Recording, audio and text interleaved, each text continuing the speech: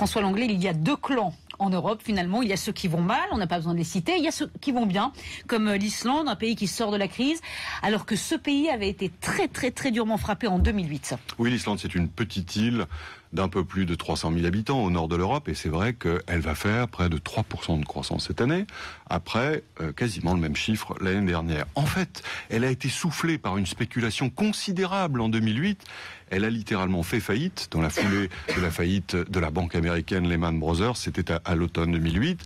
Et puis, justement, pour traiter la dette, le gouvernement a organisé un référendum en demandant aux citoyens s'ils étaient d'accord pour payer aux Pays-Bas et au Royaume-Uni, qui détenaient des créances importantes sur le pays, si les citoyens étaient d'accord pour payer 5 milliards d'euros. Les citoyens ont dit non. Et finalement, le gouvernement s'est incliné. L'Islande a récusé sa dette et incontestablement, ça a été un des éléments qui a permis la reconstruction du pays. C'est pas le seul, hein. En même temps, on a nationalisé les banques. On a aussi, d'ailleurs, poursuivi les banquiers au plan pénal. C'est l'un des rares pays qui l'a fait. Et non seulement les banquiers d'ailleurs, mais aussi les responsables politiques qui étaient au pouvoir à l'époque de la crise. Mais alors que faut-il comprendre, François, qu'il ne faut pas payer ses dettes et qu'il faut organiser la faillite des États les plus endettés? Écoutez, à dire vrai, Pascal, il y a aussi un autre facteur qui a considérablement aidé l'Islande, c'est la dévaluation de sa monnaie. Elle a dévalué de 50%. Ça a rétabli la compétitivité de façon quasiment instantanée, au prix d'ailleurs d'une chute de niveau de vie très importante.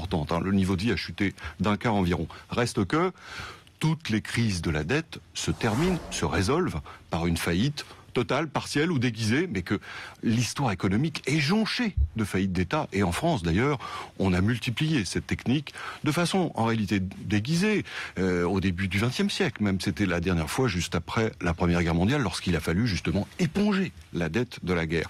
En Europe, on a commencé à le faire avec la Grèce. On va probablement continuer, c'est inévitable, avec le Portugal, avec l'Irlande, qui est écrasée par une dette considérable, peut-être même avec l'Espagne. Ne pas payer ses dettes, c'est ce que proposait Jean-Luc Mélenchon, et c'est la même proposition que fait d'ailleurs son homologue grec qu'il rencontre aujourd'hui.